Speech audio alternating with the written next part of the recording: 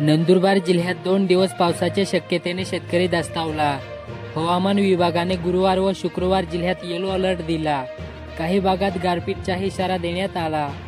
दरम्यान शेतकऱ्यांनी मिरची, केळी, पपई आणि कांदा पिकाचे संभाव्य पावसापासून होणारे नुकसान टाळण्यासाठी आवश्यक त्या उपाययोजना कराव्यात असे आवाहन कृषी विभागातर्फे करण्यात आले। धर्मादाय रुग्णालयामधील आरक्षित खाटा निर्धन व दुर्बल घटकातील रुग्णांसाठी पारदर्शक पद्धतीने उपलब्ध करून देण्यासाठी जिल्ह्यातील रुग्णालयाची माहिती संकेतस्थळावर उपलब्ध करून देण्यात आलेली आहे। गरजू नागरिकांनी त्याचा लाभ घेण्याचे आवाहन जिल्हाधिकारी डॉक्टर मिताली शेट्टी यांनी केले।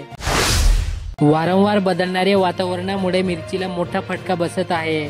शिवाय येत्या 2-3 दिवसात पावसाची देखील शक्यता असल्याने पावसात मिरची खराब होऊ नये यासाठी शेतकरी मोठ्या प्रमाणावर बाजार समितीत विक्रीसाठी आणत आहेत।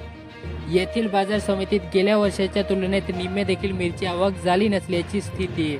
गेल्या वर्षी 2 ते 2.5 लाख क्विंटल आवक झाली। यंदा 50 ते 60 हजार क्विंटल आवक झाली। भाव देखील कमी आहे। नवापूर तालुक्यात महामार्गावरच 3 वेगवेगळ्या अपघातात 4 जण जखमी झाले। नादुरुस्त कंटेनरला एसटी बस धडकल्याने चालक जखमी झाला। लाकडांनी भरलेला ट्रक उलटल्याने आणि चालकाचे नियंत्रण सुटल्याने माल ट्रक महामार्गाखाली चारीत उतरल्याच्या घटना घडल्या।